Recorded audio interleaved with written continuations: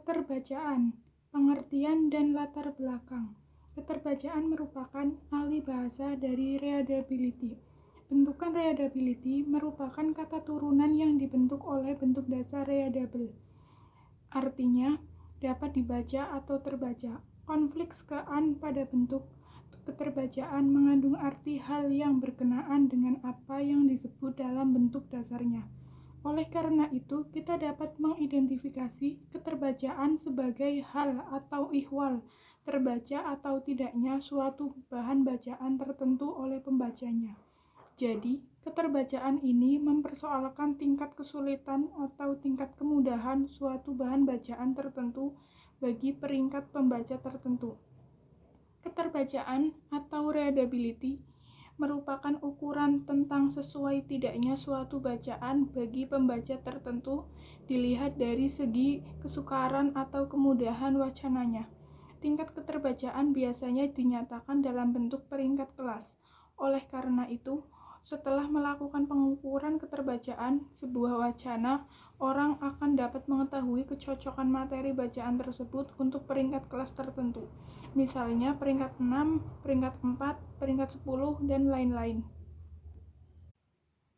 Faktor-faktor yang mempengaruhi keterbacaan. Faktor-faktor yang mempengaruhi keterbacaan masih selalu menjadi objek penelitian para ahli. Perhatian terhadap masalah tersebut dimulai sejak berabad-abad tahun yang lalu.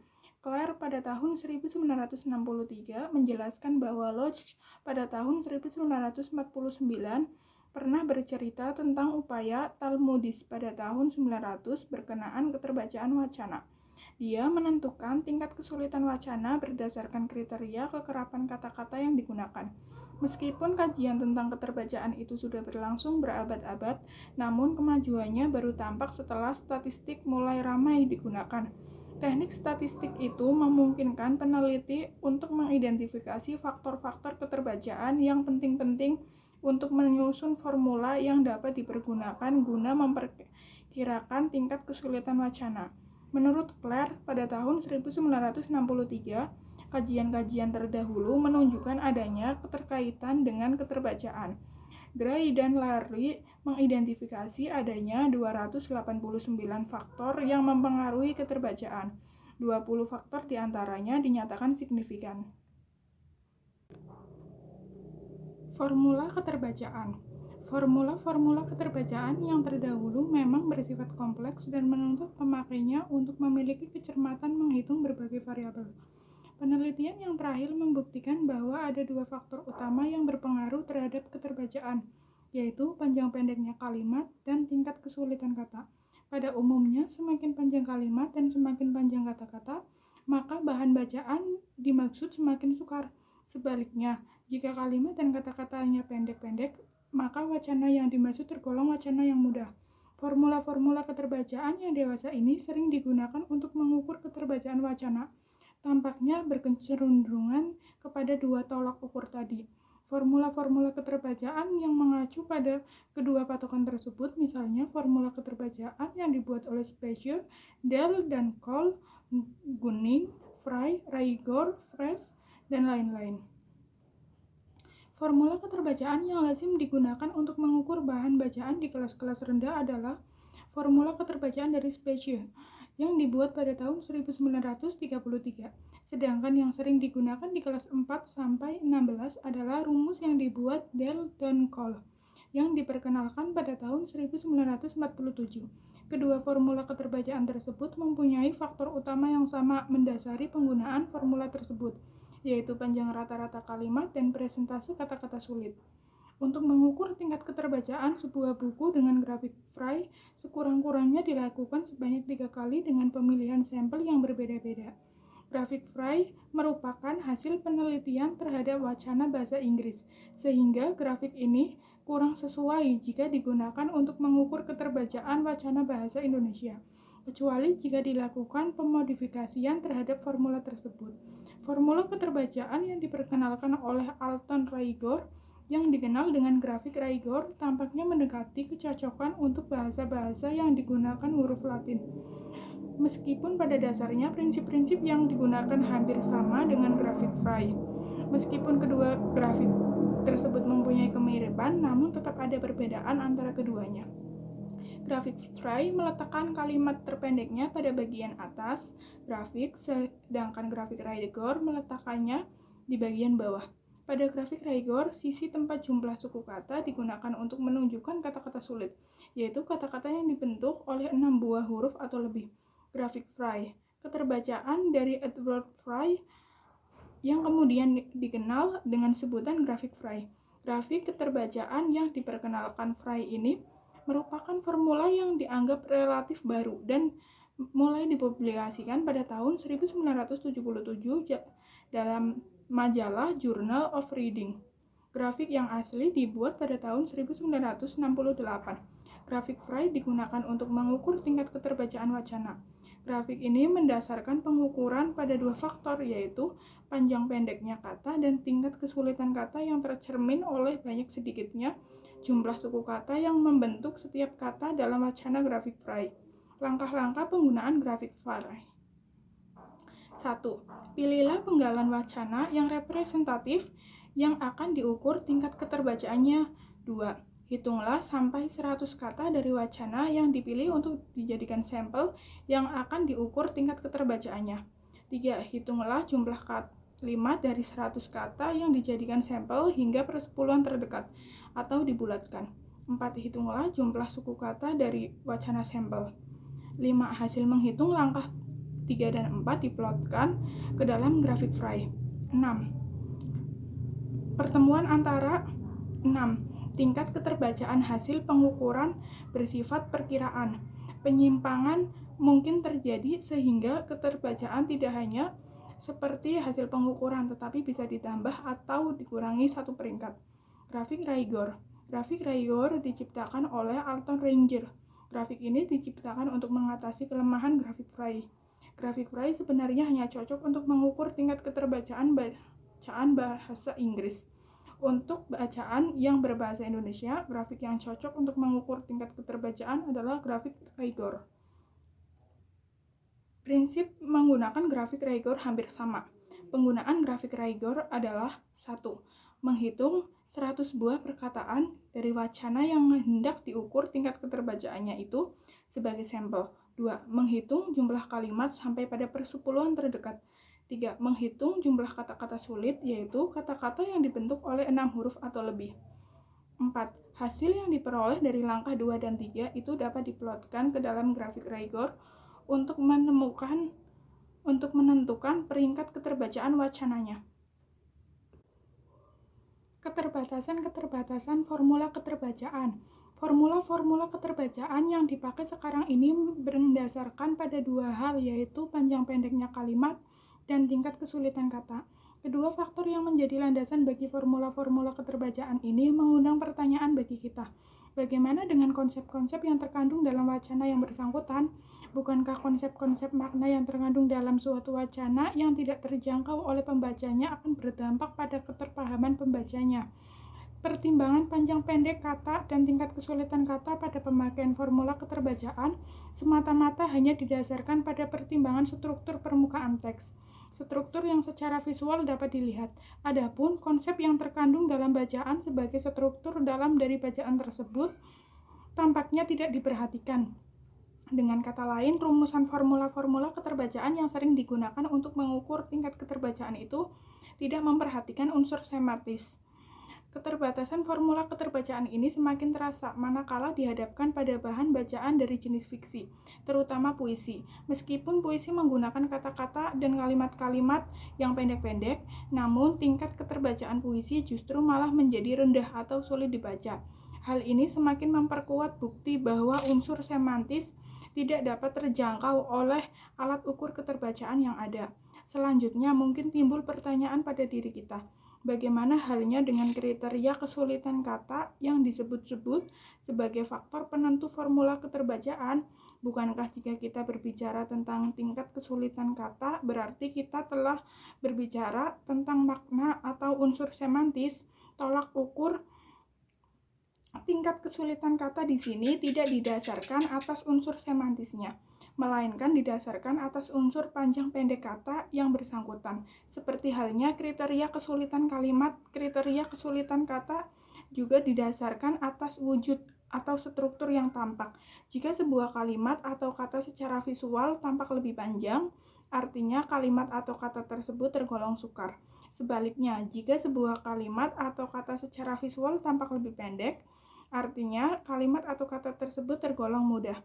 Contoh, ini Budi, ini Ibu Budi, Ibu Budi sedang memasak, ini Wati, Wati kakak Budi, Wati sedang menyiram bunga, Pak Ahmad ayah Budi, beliau sedang membaca koran, mereka berempat tinggal di kampung Cimangu, tempat tinggalnya tidak jauh dari pasar. Contoh kedua, ini Budi yang dilahirkan dari pasangan ibu dan Bapak Ahmad yang mempunyai seorang kakak perempuan bernama Wati. Jika Ibu Budi sedang memasak, kakaknya melakukan pekerjaan lain, yaitu menyiram bunga. Sedangkan ayahnya membaca koran. Mereka berempat tinggal di kampung Cimangu yang letaknya tidak jauh dari pasar yang berada di kampungnya. Kalimat-kalimat yang tertulis pada contoh 1 dan kalimat-kalimat yang tertulis pada contoh 2 ditinjau dari segi informasi atau maksud kalimat. Kedua contoh penyajian kalimat-kalimat tersebut tidaklah berbeda secara berarti. Kedua bentuk penyajian kalimat tersebut mengandung informasi dan maksud yang sama. Namun dilihat dari segi penuangan ide ke dalam wujud-wujud kalimat seperti tampak pada contoh 1. 5. Keterbacaan dan penyajian belajar. Salah satu upaya penggunaan rumus keterbacaan dapat dilihat pada upaya guru memperkirakan tingkat kesulitan wacana. Guru-guru dipandang perlu untuk memiliki kemahiran dalam memperkirakan tingkat kesulitan materi wacana. Sebab salah satu faktor pendukung keberhasilan belajar anak adalah tersedianya sumber ilmu yang dapat diperoleh dan dicerna dengan mudah. Membaca merupakan salah satu kegiatan mandiri yang tidak memerlukan bimbingan pihak lain. Penyediaan sarana baca berupa koleksi-koleksi bacaan seperti majalah, buku, teks, clipping, jurnal, surat kabar, dan lain-lain perlu dimiliki. Pertimbangan tingkat kelayakan buku yang memang cocok untuk peringkat mereka juga menjadi nilai pertimbangan. Meskipun bahan ajar sudah banyak tersedia di luar, namun ada beberapa bahan bacaan yang mengharuskan guru bertindak sebagai penulis. Tandanya guru dapat mempertimbangkan tingkat keterbacaan yang tulisnya. Kegiatan ini perlu dilakukan oleh guru jika guru memandang para siswanya wajib menguasai isi materi suatu wacana, tapi tidak memerlukan sumber bacaan yang cocok dengan peringkat siswanya. 2. Teknik uji rumpang. 1. Pengertian uji rumpang. Teknik uji rumpang atau TUR mula-mula diperkenalkan oleh Wilson Taylor tahun 1953. Teknik ini diilhami oleh suatu konsep ilmu jiwa Gestalt yang dikenal dengan istilah closure. Berdasarkan konsep tersebut, Taylor mengembangkannya menjadi sebuah alat ukur keterbacaan wacana dan diberi nama closed procedure.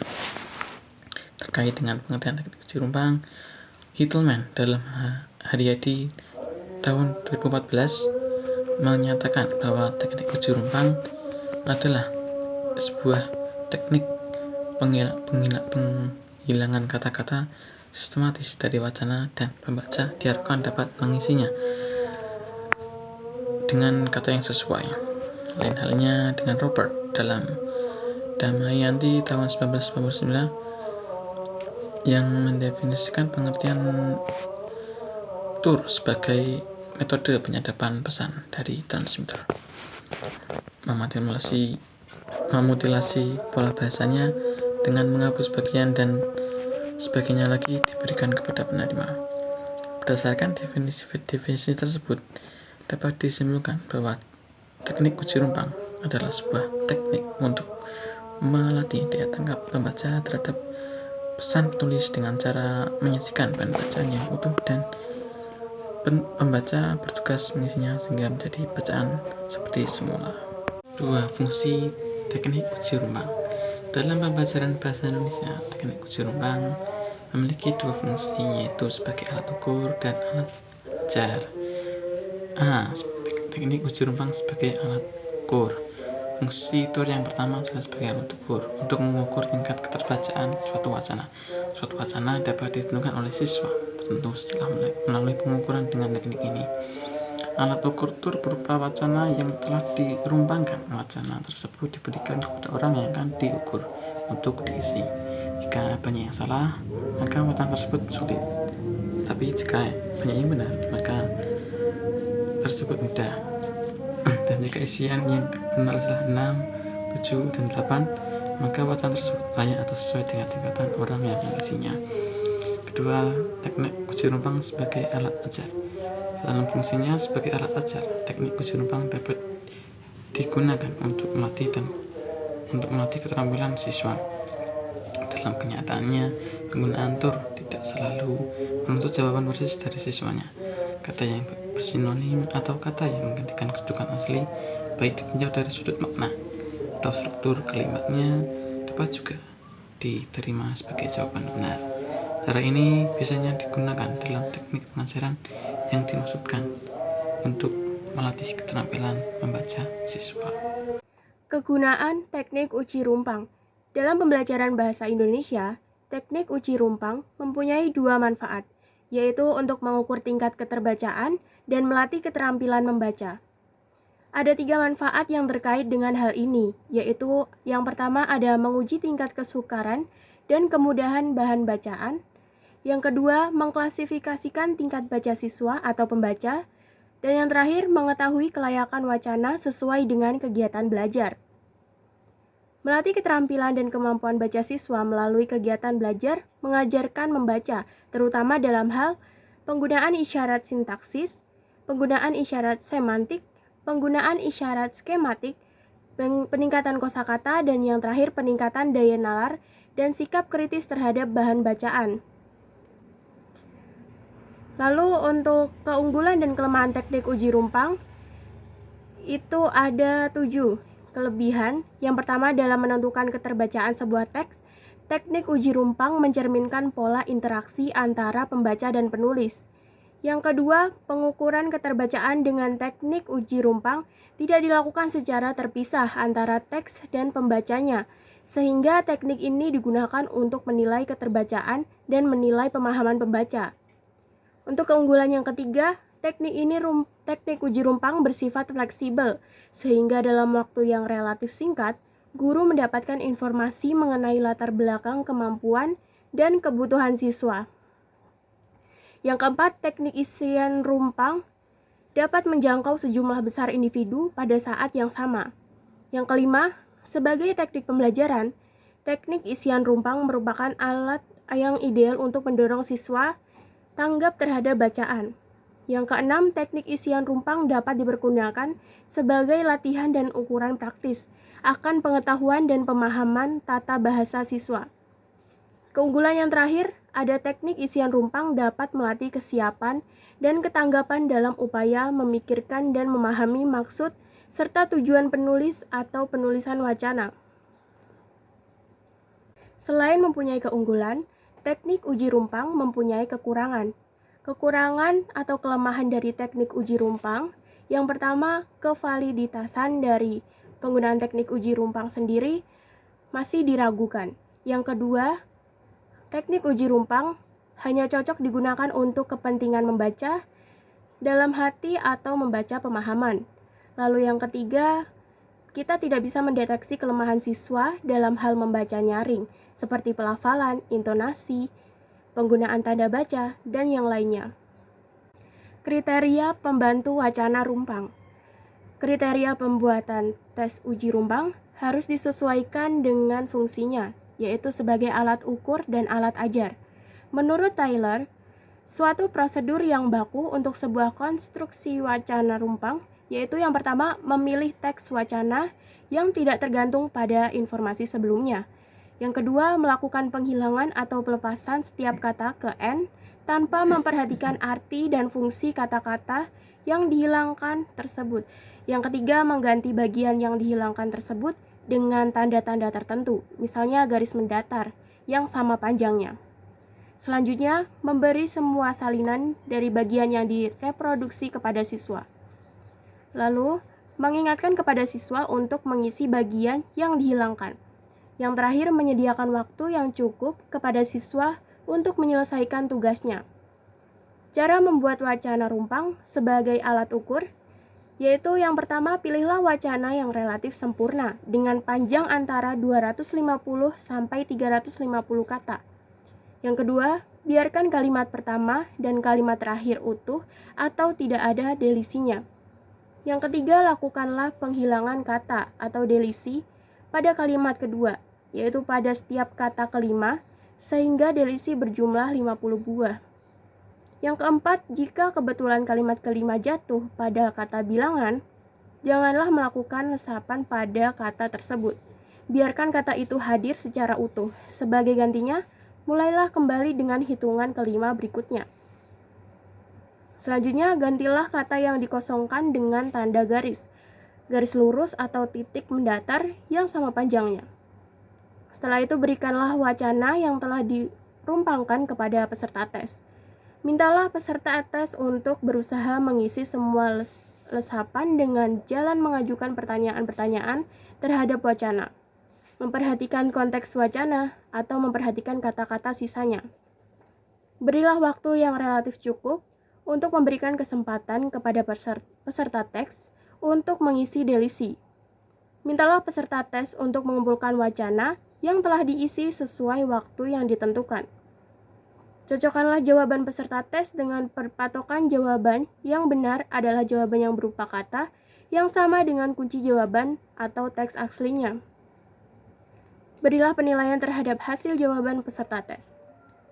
Sedangkan cara membuat wacana rumpang sebagai alat ajar adalah sebagai berikut.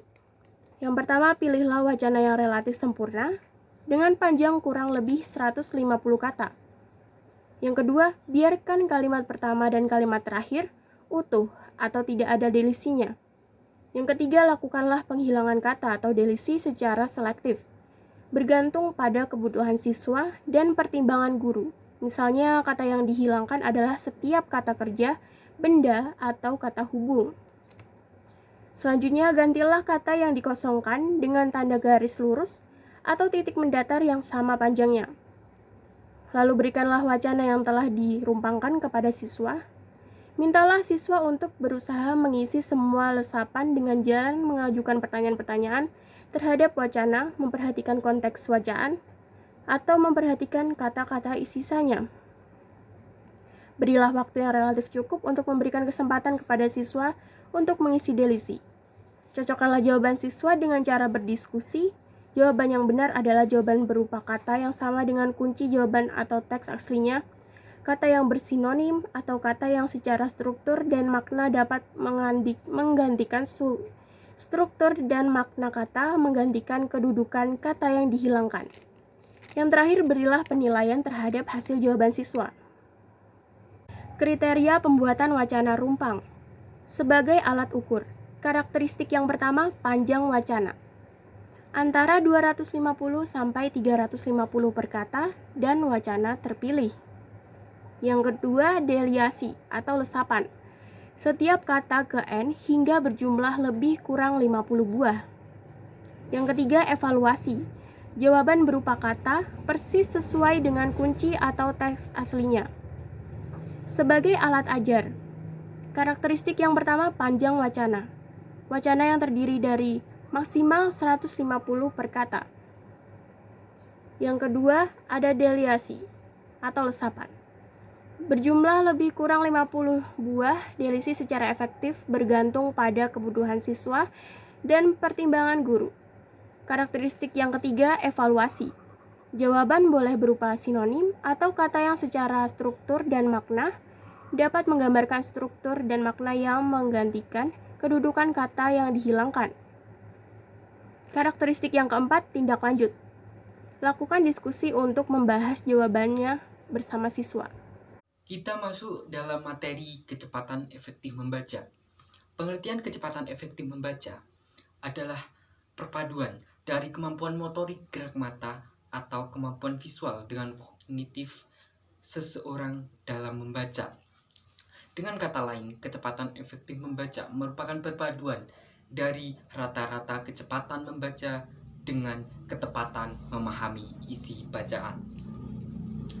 Dalam proses membaca, terdapat dua komponen yang bekerja secara dominan, yakni kerja mata untuk melihat lambang-lambang grafis dan kerja otak untuk memahami dan memaknai lambang-lambang grafis tersebut. Kemampuan fisik berupa kemampuan mata melihat lambang yang disebut dengan kemampuan visual, dan yang kedua, kemampuan psikis yang melibatkan kemampuan berpikir dan bernalar yang disebut kemampuan kognisi. Beberapa pakar pendidikan dan pengajaran membaca menyamakan istilah kecepatan efektif membaca dengan speed reading, yang disebut juga membaca cepat. Faktor-faktor pemengaruh kecepatan efektif membaca menurut Harja Sujana 1992. Yang pertama, latar belakang pengalaman. Yang kedua, kemampuan berbahasa. Yang ketiga, kemampuan berpikir. Yang keempat, tujuan membaca. Dan yang terakhir, berbagai afeksi seperti motivasi, sikap, minat, keyakinan, dan perasaan. Selanjutnya, Heilman, Blair, and Rupley 1981 mengetengahkan 4 hal yang dianggap berperan penting di dalam proses pemahaman bacaan, antara lain, yang pertama, latar belakang pengalaman. Yang kedua, tujuan dan sikap pembaca. Yang ketiga, pengetahuan tentang berbagai tipe perorganisasian tulisan. Dan yang terakhir, berbagai strategi identifikasi tulisan. Kita masuk dalam kebiasaan-kebiasaan buruk yang mempengaruhi kecepatan efektif membaca. Antara lain, pertama, membaca dengan vokalisasi. Yang kedua, membaca dengan gerakan bibir. Yang ketiga, membaca dengan gerakan kepala. Yang keempat, membaca dengan menunjuk baris bacaan dengan jari, pena, atau alat lainnya. Selanjutnya, membaca dengan pengulangan-pengulangan kata, frase, atau kalimat. Selanjutnya, membaca dengan subvokalisasi, membaca kata demi kata. Dan yang terakhir, membaca secara insidental.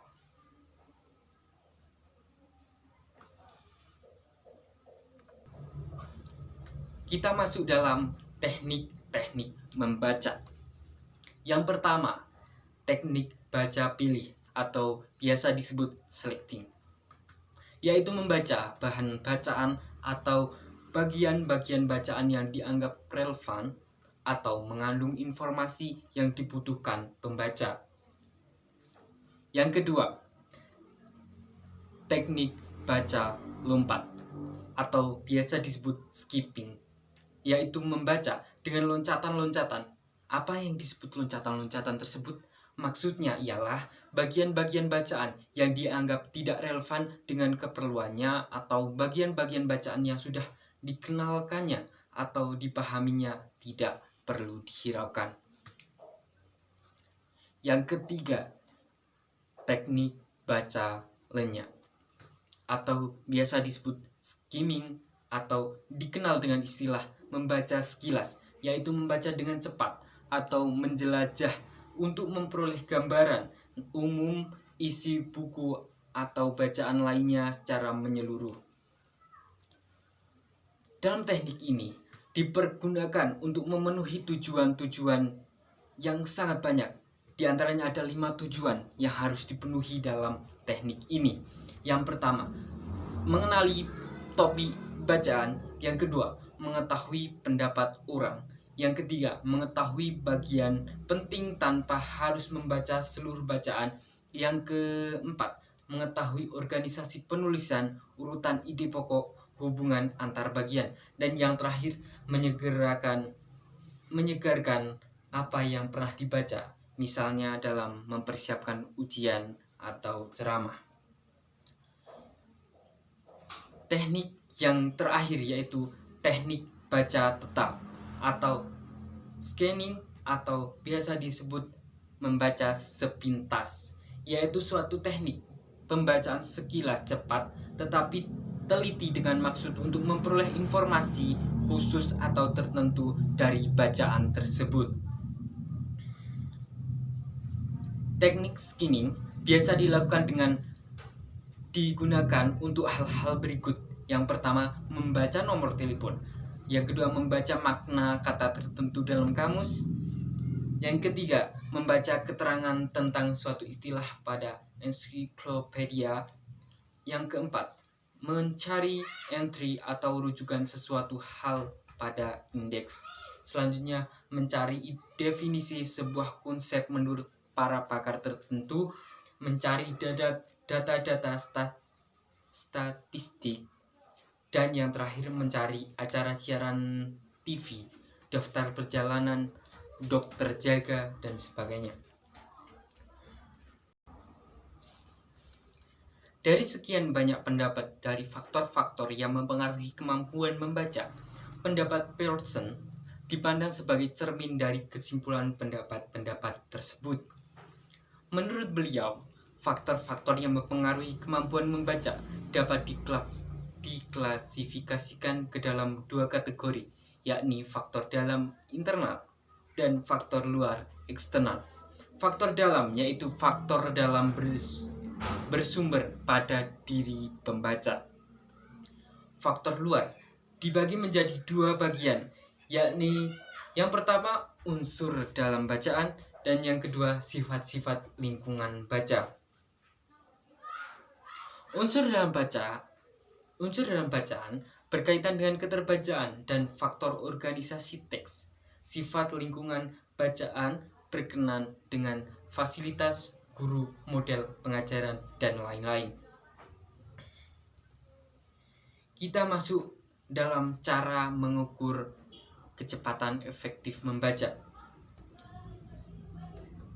Telah disediakan berbagai rumus-rumus, yaitu ada 3 rumus.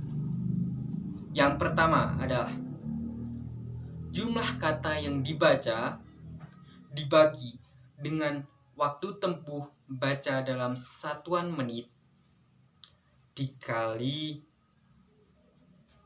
B dibagi skor ideal atau skor maksimal. Bisa dipahami sendiri ya untuk rumus-rumusnya dan keterangannya. Berbekal rumus perhitungan kecepatan efektif membaca di atas, terdapat sejumlah persiapan yang harus dipersiapkan untuk mengukur kecepatan efektivitas membaca, yakni yang pertama, teks atau wacana, yang kedua, alat ukur waktu, bisa jam tangan atau stopwatch, yang ketiga, perangkat tes, dan yang keempat, personal atau petugas. Terima kasih. Sekian presentasi dari kelompok kami, semoga bermanfaat. Wassalamualaikum warahmatullahi wabarakatuh.